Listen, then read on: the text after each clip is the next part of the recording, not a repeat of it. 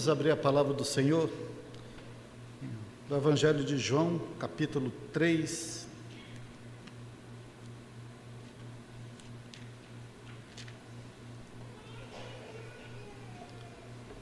João, capítulo 3, os versos 19, 20 e 21.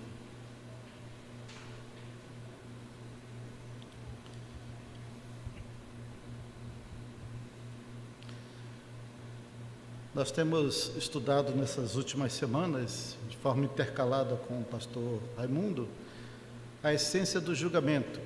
Vimos a parte 1, versículo 19, parte 2, versículo 20, e hoje terminaremos com o versículo 21. Está escrito: o julgamento é este, que a luz veio ao mundo, e os homens amaram mais as trevas do que a luz, porque as suas obras eram mais. Pois todo aquele que pratica o mal aborrece a luz, e não se chega para a luz, a fim de não serem arguidas as suas obras. Quem pratica a verdade, aproxima-se da luz, a fim de que as suas obras sejam manifestas, porque feitas em Deus. Então hoje nós iremos ver a essência do julgamento, a parte 3, sobre a prática da verdade, proximidade, manifestação e o devido crédito na luz. Meus irmãos, você que está também em casa nos assistindo, nós vimos nos estudos anteriores que o julgamento que paira sobre a humanidade derivou de uma só ofensa, e cuja essência se dá no fato de a humanidade amar as trevas do pecado em que se encontra desde a sua queda. E não só isso, amou essas trevas mesmo com a vinda da luz ao mundo, o Senhor Jesus. E por que a humanidade procedeu dessa maneira? Porque as suas obras eram mais. Essa é a acusação condenatória que é corroborada pelo ódio à luz pelos que praticam o mal, né? Não só praticam o mal, eles têm desprezo pelo anúncio da verdade e têm medo de serem expostas às suas más obras. E com isso confirmam o justo veredito de Deus sobre a humanidade ímpia. Então a essência do julgamento é que a luz veio ao mundo, mas os homens amaram mais as trevas do que a luz. Por quê? Porque as suas obras eram mais. E não só eram mais, eles simplesmente se afastaram da luz de Deus, para que as suas obras não fossem arguidas. E eu quero começar o estudo dessa noite dizendo assim, que é possível que alguém diga no seu coração o seguinte: olha, eu não amo as trevas, né? Eu não pratico a maldade, eu não faço mais obras, eu não odeio a luz. E ele pode dizer assim: por que eu serei julgado? O problema com esse pensamento, com essa frase, é a definição da prática do mal e como essa prática se relaciona com a luz que vem da palavra de Deus. Nós já vimos aqui em pregações anteriores que num sentido mais amplo, a prática do mal, as más obras, significa praticar ou cometer ações cujos efeitos são inúteis, são sem proveitos, são inconvenientes, são passíveis de reprovação tanto ética quanto moral, são coisas impuras, e que essa prática do mal é universalmente disseminada na humanidade. A palavra de Deus diz lá em Gênesis 6:5 que é continuamente mal todo o desígnio do coração do homem. Então, dessa maneira, quem procede na prática do mal nesse sentido, meus irmãos, normalmente busca evitar que as suas ações venham a público, que sejam expostas, que sejam escancaradas. Estamos já agora no versículo 20, né? Então, essa pessoa, ela age dessa maneira por quê? Porque ela sabe que as suas atitudes são passíveis de reprovação, porque expõe a perfídia do seu coração. Nós, seres humanos, queremos ficar bem na fita. Nós queremos permanecer com as nossas máscaras, usando um termo agora tão difundido nesse momento de pandemia. Agora é a hora, não é a época para falar de máscaras. Qualquer coisa que mostre a podridão dos nossos corações e a inconveniência das nossas ações é rejeitada naturalmente pelo ser humano. E a palavra é muito clara. O que a palavra diz? O que pratica o mal aborrece a luz. Em outra palavra, o que pratica o mal odeia a luz, não quer se aproximar da luz. Para quê? Para que as suas obras não sejam conhecidas, não sejam identificadas, não sejam reprovadas, não sejam julgadas. E, no entanto, mesmo sendo que essa verdade claramente conhecida na vida de todos nós procedemos dessa maneira, nós procedemos errado, é possível ainda que alguém considere o seu coração como imune a isso. Alguém pode se considerar fora do alcance do julgamento de Deus e continue a dizer no seu coração o seguinte: eu não amo as trevas, eu não pratico maldades, eu não faço mais obras, eu não odeio a luz. Como é que eu posso estar julgado? E as coisas boas que eu faço, será que não contam? Que julgamento é esse? Que Deus é esse? E aqui, meus irmãos, nós temos um ponto a se pensar, né? Pois muitos podem considerar esse argumento último aqui como válido, como uma forma de insinuar que Deus é meio injusto, porque Deus não está considerando as boas obras que nós fazemos, né? Meus irmãos, as provas do julgamento já foram apresentadas anteriormente, e aqui eu quero lembrar, quais são as provas? A luz veio ao mundo, Cristo veio ao mundo, e a humanidade odiou a luz da verdade, a luz da justiça que veio de Cristo. A humanidade amou as trevas do engano e do pecado, né? E por que assim o fez? Por que assim o procedeu? Porque ela vivia de forma reprovável, contrária aos mandamentos do Senhor, e viveu dessa forma longe da luz, porque justamente queria e quer continuar nos prazeres dos seus pecados ocultos. Querem esconder as evidências da sua conduta iníqua. Não deram crédito na luz, não receberam a Cristo, não se voltaram para Deus, não se arrependeram das suas más obras. O julgamento do Senhor é justo sobre isso.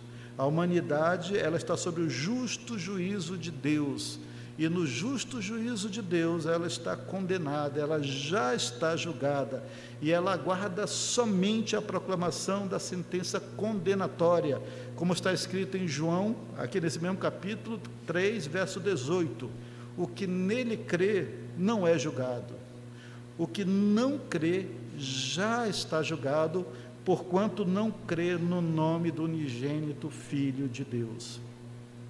Então aí o verso 19, o verso 20, nós temos as provas da condenação do mundo em termos negativos, né? Do ponto de vista daquele que procede de forma reprovável. Mas no versículo 21, nós temos uma mudança, de certa forma, de perspectiva. Nós veremos que essa justa e verdadeira condenação que paira sobre a humanidade também pode ser confirmada em termos contrastantes com aquele que vive na presença da luz, daquele que pratica a verdade. Ou seja, hoje nós vamos ver a mesma história do ponto de vista positivo, né? Do ponto de vista positivo. Quem pratica a verdade aproxima-se da luz, versículo 21, a fim de que as suas obras sejam manifestas, porque feitas em Deus. Então, é possível agora verificar o argumento daqueles que consideram a condenação de Deus injusta, se de fato procede, né? Porque se alguém diz que é injusto o juízo de Deus, eu imagino que essa pessoa que diz assim, eu acho que isso é injusto, ela deve apresentar um comportamento que é contrário ao verso 19, né? Porque o verso 20 é o contrário do verso 19. Quem pratica a verdade aproxima-se da luz. Quem não pratica a verdade, na verdade, se afasta da luz. Quem pratica a verdade aproxima-se da luz, a fim de que suas obras sejam manifestas.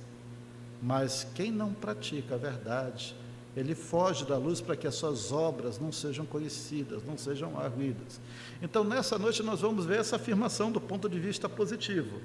Então, se no verso 18 é declarado o crime, e no verso 19 é escancarado o procedimento iníquo, a maneira iníqua que o ímpio vive, no verso 20 é deixado claro qual deveria ser o procedimento correto e justo daquele que está sob julgamento. E nesse contraste, meus irmãos, do versículo 19 e 20 com o 21, a humanidade é duplamente condenada. tanto por permanecer no erro, como por não agir quanto deveria. Então, a condenação é justa. E aqui, no verso 21, há 3 características daqueles que andam na luz, que eu gostaria de rapidamente explanar.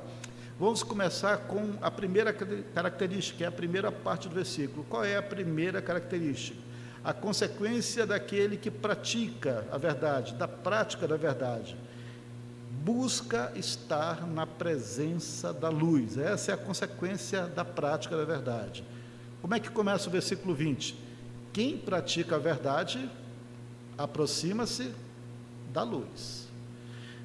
Em contraste com quem vive na prática do pecado, o que pratica a verdade, ele busca aproximar-se da luz. Meus irmãos, essa é uma característica fundamental do crente piedoso. Quem está na luz da palavra de Deus não busca as trevas, não se deleita nas trevas. Quem está na luz não comunga com as trevas, antes se distancia delas. Quem está na prática da verdade busca maior proximidade, maior intimidade com o Senhor seu Deus. Essa é uma característica fundamental. Quem pratica a verdade aproxima-se da luz. E aqui convém explicar, ressaltar que quem pratica a verdade, nesse contexto do versículo 21, já se encontra na luz do Senhor. Por quê? Porque pratica a verdade. E como está escrito em Efésios 5, 8 a 10, essas pessoas já foram alcançadas pela graça do Senhor. Em Efésios 5, 8 a 10 está escrito assim: pois outrora eres trevas, porém agora sois luz no Senhor. Andai como filhos da luz. Por quê? Porque o fruto da luz consiste em toda bondade, justiça e verdade, provando sempre o que é agradável ao Senhor. Então, quem busca a verdade, quem pratica a verdade, já está vivendo na luz do Senhor. Se aproxima cada vez mais. E claro, por esse versículo é impossível para aqueles que não foram alcançados pela graça de Deus viver na prática da verdade. Então, o julgamento do Senhor não é injusto. E eu quero ressaltar mais uma vez: quem já está na luz, busca ainda mais luz. O que isso quer dizer, meus irmãos? Tem como alvo viver a bondade de Deus. Essa pessoa busca praticar a justiça que vem da cruz. Ela se esforça para crescer no conhecimento da verdade de Cristo Jesus. Ou, em outras palavras, ela busca viver de forma agradável a Deus. É nesse sentido que quem pratica a verdade se aproxima cada vez mais da luz.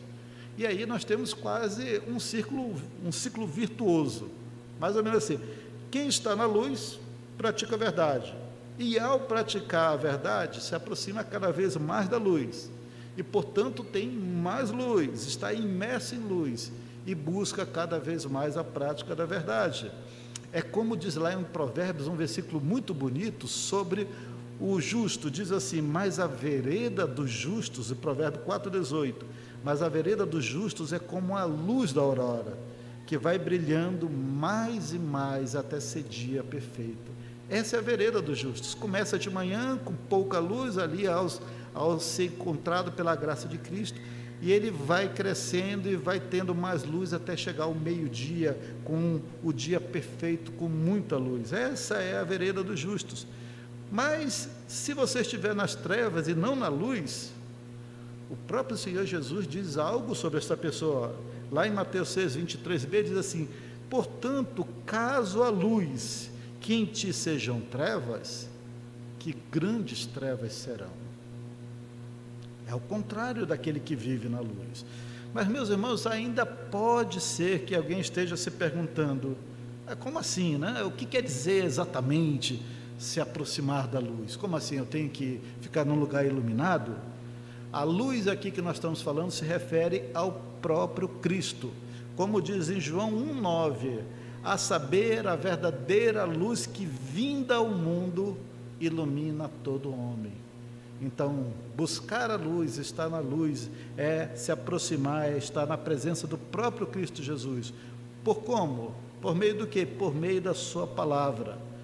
Então, nesse sentido, o cristão piedoso, ele manifesta, e se ele é um cristão verdadeiro, ele manifesta um desejo crescente pela luz do Senhor, pela luz da sua palavra. Ele quer ser iluminado, ele quer que o seu caminho seja iluminado. Essa é uma característica básica do cristão, aquele que foi alcançado pela graça. Ele quer viver na luz, ele quer ter os seus caminhos aclarados, aplanados também. O salmista, escrevendo sobre o desejo de ter cada vez mais luz, ele diz no Salmo 119, 105, aquele versículo belíssimo, que todos nós conhecemos: lâmpada para os meus pés é a tua palavra, e luz para os meus caminhos. Esse é o desejo do salmista. Ele quer ter o que? Lâmpada para andar de maneira segura na escuridão. Lâmpada para os meus pés é a tua palavra, as escrituras, ela é luz para os meus caminhos. Então, é desejo dos filhos da luz andar na verdade. Para quê? Para que os seus passos sejam sempre guiados em direção ao Senhor seu Deus, o Deus que é a sua alegria. E aqui, abram Salmo 43, 3 e 4, o salmista suplica, e esse versículo é belíssimo. O que o salmista ele pede ao Senhor? Ele pede: envia a tua luz e a tua verdade. Para quê? Para que me guiem e me levem ao teu santo monte e aos teus tabernáculos. Então irei ao altar de Deus que é a minha grande alegria. Ao som da harpa eu te louvarei, ó Deus, Deus meu. Essa é a súplica, meus irmãos, de quem está vivendo na luz. Esse é um pedido glorioso: envia a tua luz e a tua verdade.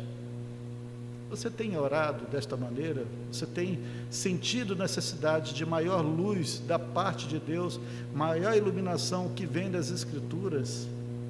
Peça: Senhor, envia a tua luz e a tua verdade, para que me guiem e me levem ao teu santo monte, à tua presença. Meu amigo, você que me escuta nesse momento aqui na igreja, aí na sua casa, não se pode conceber um cristão que não se aproxima cada vez mais da luz no decorrer da sua caminhada cristã. É inconcebível. Se essa pessoa consegue viver dessa forma, sem se aproximar cada vez mais da luz, ou é porque algo está profundamente errado em sua vida de santidade, algum pecado que está cometendo, alguma coisa que está ocultando, ou é possível que talvez nunca tenha se chegado à luz. É possível que ainda viva nas trevas do engano e do pecado. Examinai-vos a vós mesmos, é a exortação das Escrituras lá em 2 Coríntios. E dito isso, é conveniente perguntar o que seria praticar a verdade. Aproximar-se da luz, ok, o que é aproximar-se da verdade, ok, mas o que é praticar a verdade nesse contexto? Claramente aqui é uma figura de contraste com o indivíduo que pratica o mal no verso 20. O que é a prática do mal no sentido mais amplo? Todas as atitudes inúteis, fúteis, sem provitos, passíveis de reprovação ética, moral. E praticar a verdade é fazer o inverso disso daqui, é fazer o que é certo, o que é verdadeiro, o que é contrário ao engano, o que é destituído de dolo, que é conveniente, que é aceitável à vista de todos os homens, que é agradável na presença de Deus. Então, dessa maneira, vai muito, muito além da simples prática de uma verdade, vamos dizer, filosófica, né? Ou de fazer uma boa ação ali para o seu vizinho, ou dar provas de ser um cidadão civilizado, provas de civilidade. Tem gente que diz assim: eu não mato, não roubo, né? Eu não faço nada, eu ajudo o meu vizinho, eu faço boas obras, por que eu deverei ser condenado? Mas a prática da verdade inclui tudo isso que eu falei, tudo aquilo que de fato é agradável na presença de Deus. Todos, crentes ou não crentes, são exortados a exercer um bom convívio com seu próximo, né? São exortados a viver de maneira, vamos dizer, pacífica com com aqueles que estão ao seu redor, serem bons cidadãos é para todos nós. Mas a prática da verdade vai muito além, ela é a observância de tudo o que está de acordo com a vontade de Deus revelada nas Escrituras. É essa prática da verdade, a não observação, que pesa lá nas acusações do julgamento de Deus. No Salmo 1, que nós não vamos ler, nós temos a ilustração do mais perfeito contraste entre o justo e o ímpio, o justo que busca a justiça do Senhor e o ímpio que pratica o mal. A prática da verdade, meus irmãos, ela também pode ser percebida no conselho que Paulo deu a Timóteo, para que Timóteo permanecesse naquilo em que for ensinado desde a infância, a fim de que se tornasse um homem maduro, um homem habilitado para toda boa obra, ou seja, para a prática da verdade, como está escrito em 2 Timóteo 3, versos 14 ao verso 17. Na sua casa, se você puder, abra a palavra de Deus ali, eu acho que está aqui sendo transmitido também. Tu, porém, permanece naquilo que aprendeste, de que foste inteirado, sabendo de quem o aprendeste, e que desde a infância sabes as sagradas letras que podem tornar-te sábio para a salvação pela fé em Cristo Jesus. Toda a Escritura é inspirada por Deus e útil para o ensino, para a repreensão, para a correção, para a educação na justiça, a fim de que o homem de Deus, veja bem, o homem de Deus seja perfeito, maduro e perfeitamente habilitado para toda boa obra, para a prática da verdade. Nós temos que buscar a iluminação que vem das Escrituras, permanecer em seus ensinos, crescer cada vez mais, a ponto de estar preparado para toda boa obra. Essa é a consequência de quem pratica a verdade, de quem vive na verdade, de quem se aproxima da luz. Por quê? Porque quem pratica a verdade aproxima-se da luz. Então essa é a nossa primeira aplicação. Vamos para o segundo ponto. Qual é o segundo ponto? O desejo daquele que pratica a verdade. Qual é o desejo daquele que pratica a verdade? É que as suas obras sejam iluminadas e manifestas. Se o versículo diz assim, quem pratica a verdade aproxima-se da luz, que nós acabamos de ver, a segunda parte diz assim, a fim de que as suas obras sejam manifestas. Então, o desejo daquele que vive em piedade é de que as suas obras sejam iluminadas, estejam claras, manifestas a todos. Meus irmãos, aquele que pratica a verdade, ele se achega para a luz com um propósito muito definido. Qual é esse propósito? Que as suas obras, a sua prática da verdade sejam iluminadas, se tornem visíveis a todos. E aqui alguém pode perguntar assim, mas por que esse cara é tão santo assim, né? Porque é seu desejo que suas obras sejam manifestas. Será que ele não está querendo se mostrar para os outros, né? Mas há vários motivos para que o santo de Deus deseje isso. Em primeiro lugar, né, eu quero deixar claro que não há nesse homem, nesse cristão que está na presença da luz, nenhum propósito em vangloriar-se das suas obras na presença de todos. Ele não tem o desejo de tocar trombeta como os hipócritas toda vez que faz alguma boa obra.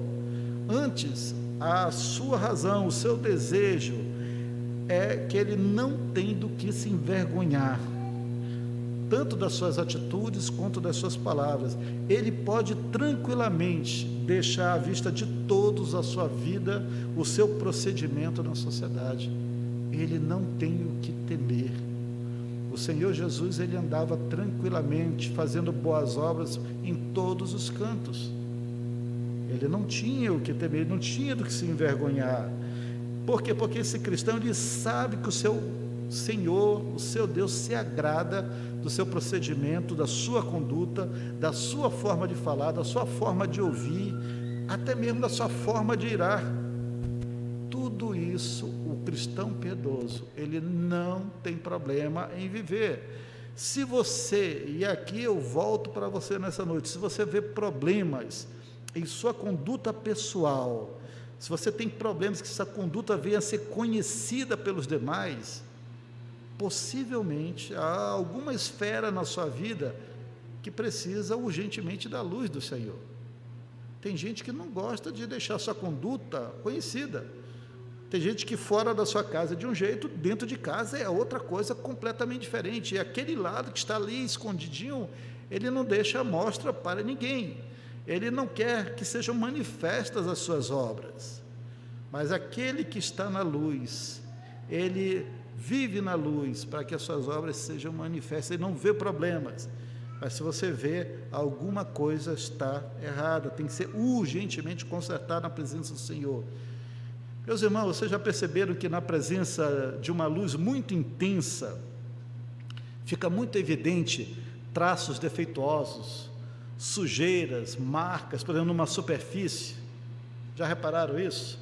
Há alguns anos atrás, as TVs começaram a adotar o sistema de alta definição, transmissão de alta definição, e eu lembro que quando começou a transmissão em HD, algumas celebridades, eles não viram com bons olhos aquela nova definição, porque deixava muito evidente as marcas de pele, as rugas, as manchas, as marcas de expressão, ficava muito claro, muito manifesto a todos, principalmente no estúdio, com aquela excelente iluminação. Essas celebridades temiam ter os seus rostos, vistos como de fato são. Na Bíblia, o Senhor Jesus apontou um homem que não tinha com que se preocupar, ele não estava com medo de ter muita luz sobre ele, Tinha um homem que ele não tinha com que se preocupar de estar na presença da verdadeira luz. Esse homem se chamava Natanael. Quando ele se aproximou do Senhor Jesus, ele ouviu do mestre o seguinte: eis um verdadeiro israelita em quem não há dolo. Não tem manchas, aqui não tem coisas escondidas. Ele não tinha o que esconder, não vivia uma vida de engano, uma vida dupla, uma vida com agenda oculta, com máscaras. Não tinha dolo em seus procedimentos. Da mesma forma, o cristão, ele não teme a crítica, ele não teme a calúnia, porque ele não tem o que esconder, porque as suas obras são feitas em Deus. E a pergunta que tem que se fazer nesse momento é: há dolo em minha vida? Há engano? Há coisas que eu quero esconder? Tem algo que a luz do Evangelho revela na minha vida que eu não quero que ninguém saiba? Você teme o escrutínio da palavra do Senhor em sua vida? Quem pratica a verdade aproxima-se da luz, a fim de que as suas obras sejam manifestas. Mas há também outra razão pelo qual esse cristão não teme que as suas obras sejam manifestas. E isso tem a ver, meus irmãos, com a vida de santidade. Deixa eu explicar esse ponto. Um indivíduo que se diz cristão e teme o julgamento do mundo, e dependendo do ambiente que ele está, ele não se esforça para ser reconhecido como um cristão. E tem cristão que é assim: quando está no meio do mundo, ele vive como pessoa do mundo. Quando ele está no meio dos crentes, ele vive como se fosse crente. Talvez essa pessoa de fato não seja cristão. É da natureza dos filhos de Deus brilhar em meio às trevas, manifestar naturalmente as obras do seu caráter e apontar que isso é obra de Cristo em sua vida. Esse cristão, ele não poderá esconder a sua natureza, porque o próprio Senhor Jesus afirmou lá em Mateus 5,14, ele disse: vós sois a luz do mundo, não se pode esconder a cidade edificada sobre o monte. Você não tem como se esconder, as suas obras vão brilhar, vocês são luz do mundo. Portanto, aquele que está na luz, será ele mesmo luz. Nós estamos na luz do Senhor, mas também somos luz. O cristão que busca a santidade, ele não se envergonha de ser chamado filho de Deus, no meio de uma geração adúltera e pecadora. O desejo de que suas obras sejam claras, sem quaisquer trevas, é fruto da prática da verdade. Você vive assim? Você quer que as obras do Senhor, que você tem evidenciado em sua vida, sejam manifestas a todos? Se você tem esse desejo, isso é próprio do cristão. O profundo desejo do cristão é que os olhos do seu entendimento em termos das Escrituras, sejam cada vez mais iluminados. É também o seu desejo ter os olhos desvendados para contemplar as maravilhas da lei do Senhor. Lá em Salmo 119, o salmista ama a lei do Senhor no Salmo 119, ele diz no versículo 18 o seguinte: desvenda os meus olhos, para que eu contemple as maravilhas da tua lei. Esse é o desejo daquele que está na luz. Desvenda os meus olhos, tira as trevas do meu coração e me ilumina, para que eu contemple as maravilhas da tua lei. Aquele que assim procede, meus irmãos, também deseja ser um farol, um modelo para o seu próximo. Ele nem precisa se esforçar, ele é luz. Ele não pode ser, de certa forma, escondido. Essa luz não pode ser escondida. Ele é como uma cidade edificada sobre um monte, cuja luz não pode ser escondida. Ele não pode se esconder. Quem pratica a verdade aproxima-se da luz, para que as suas obras sejam manifestas. E por fim, nós temos a terceira aplicação. Há uma forte razão para quem pratica a verdade se aproximar da luz, e essa é importantíssima. A parte 3 é o reconhecimento daquele que pratica a verdade. As suas obras são devidas ao Senhor. Então, terminando o versículo 21, quem pratica a verdade aproxima-se da luz, a fim de que suas obras sejam manifestas. E olha o finalzinho: porque feitas em Deus. Aquele que pratica a verdade e se aproxima da luz e deseja que as suas obras sejam manifestas a todos, assim o faz porque ele sabe, ele reconhece que todas as suas obras, o seu comportamento são devidas exclusivamente ao Senhor Deus. Todas as suas obras são devidas ao Senhor. Meus irmãos, aquele que vive na prática da verdade, ele sabe que a sua vida, a sua conduta santa, são o que são por obra de Cristo, por causa da obra de Cristo aplicada em seu coração. Ele sabe que o seu procedimento, como diz lá em Filipenses 11, é cheio do fruto de justiça, o qual é mediante Jesus Cristo para a glória e louvor de Deus. Não é dele, é para a glória e louvor de Deus. Seu procedimento tem fruto de justiça, por causa dele não, mediante Cristo. Para quê? Para a glória e louvor de Deus. E aqui eu pergunto: por que do desejo do cristão que o seu comportamento santo seja de todos conhecidos? Para quê? Para que seja honrado quem? A Deus. Ele não deseja que o seu comportamento seja conhecido dos outros para que ele seja honrado, né? Ele não quer ser notado pelos homens, porque se ele agir dessa maneira, ele não procede como um cristão, ele procede como um fariseu. Será que ele quer que as suas boas ações sejam notadas para obter favores da igreja, né? Favores do ponto de vista de influência política, ideológica, manipulação emocional dos outros, favores financeiros? Se ele vive dessa maneira para obter isso, então esse homem claramente, essa pessoa claramente não foi alcançada pela graça. É lobo em pele de ovelha. E tem muita gente nas igrejas do Senhor que estão ali simplesmente para angariar favores para si mesmos. São lobos em pele de ovelha.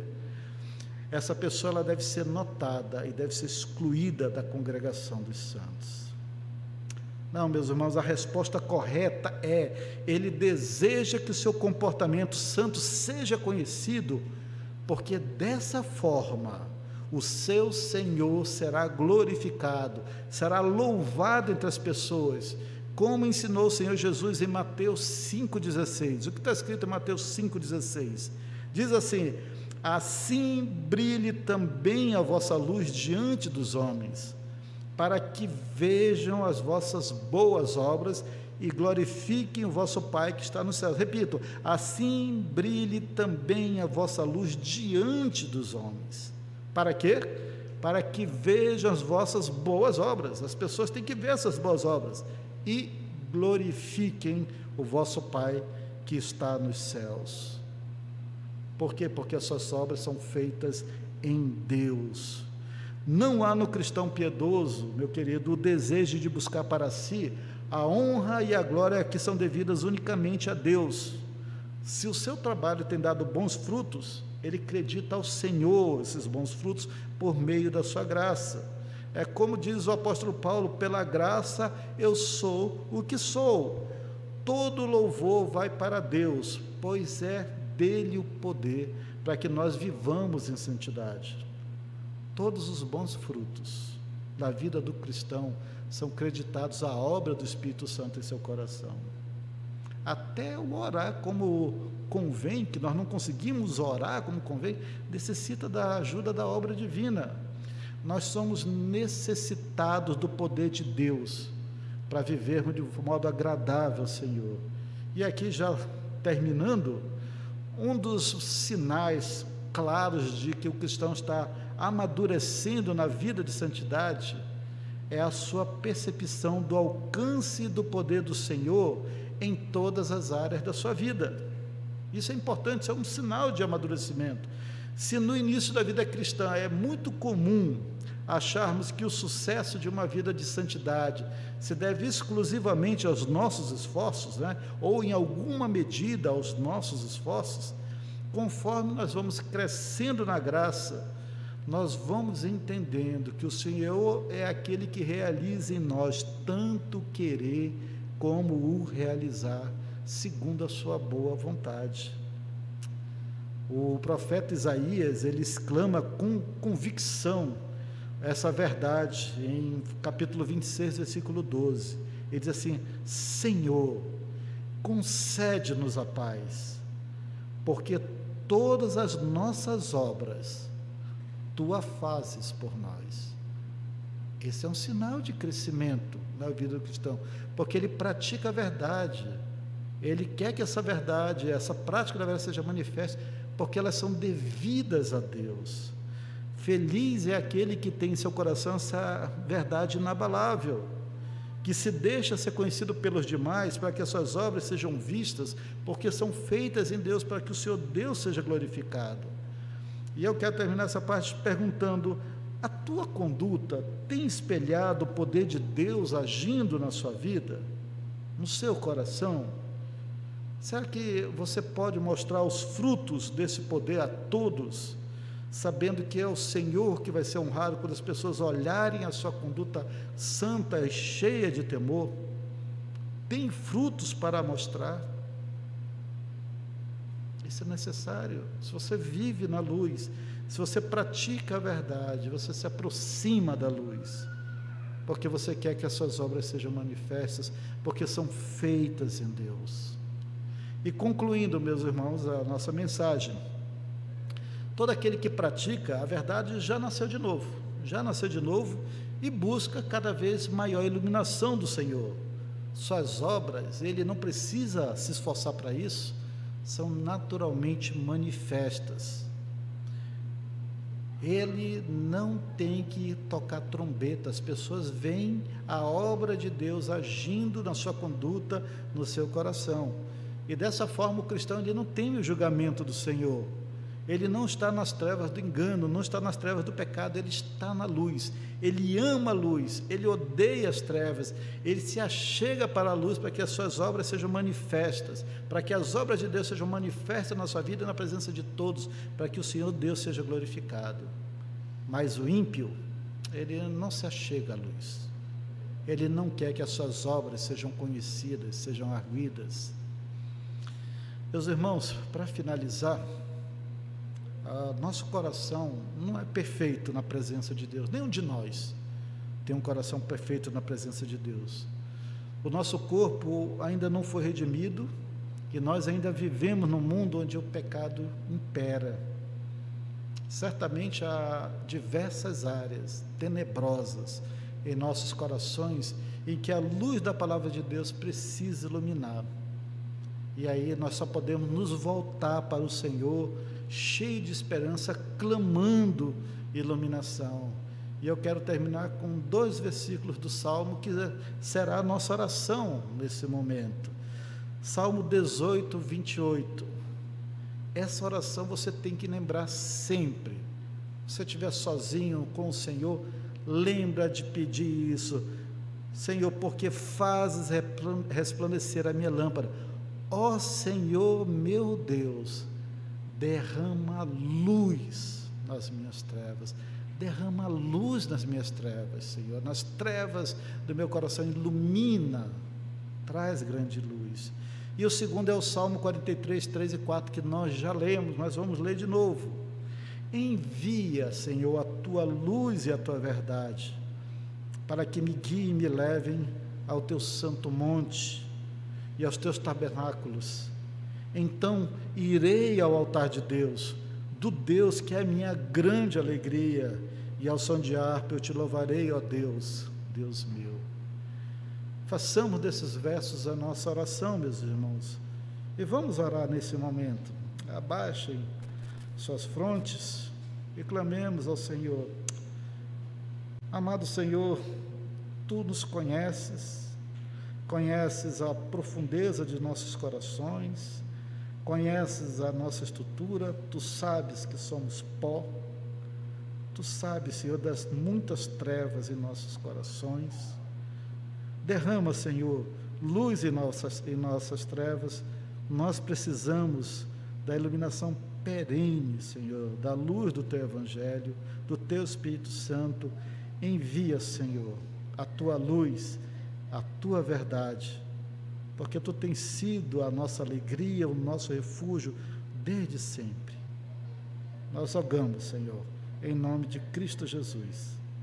Amém.